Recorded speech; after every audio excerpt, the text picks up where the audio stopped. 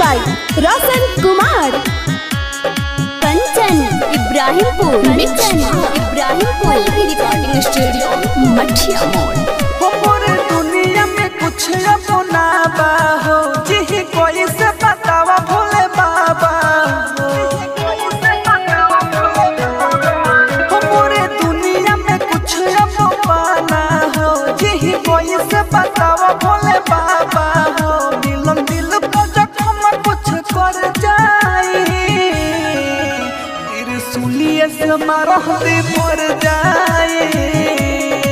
हो बाबा फेंकती अगिया में जल जाए त्रिशूलिए से मारह दे मर जाए।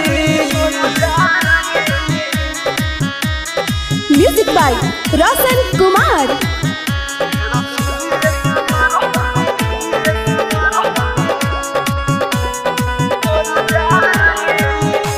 प्यार में दिलवा टूटल टूटेला जैसे शीशा हो। देवा घर में मर जाई खत्म होई खिसा हो।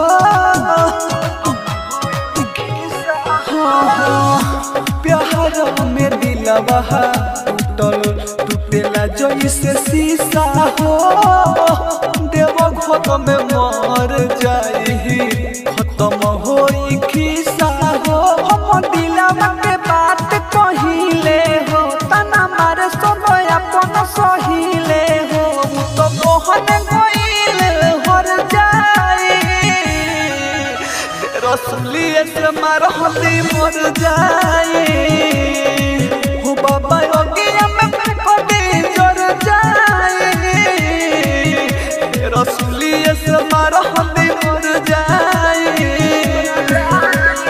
कंचन इब्राहिमपुर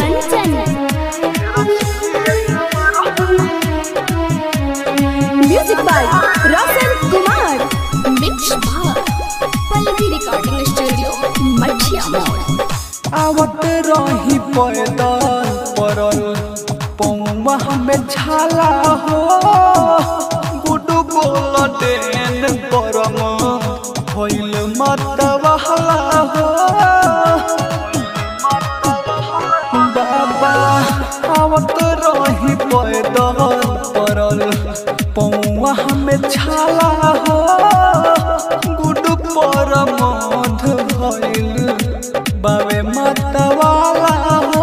अमर जीत अकेला बड़ी सहता चले जियता में तब हिले कहता।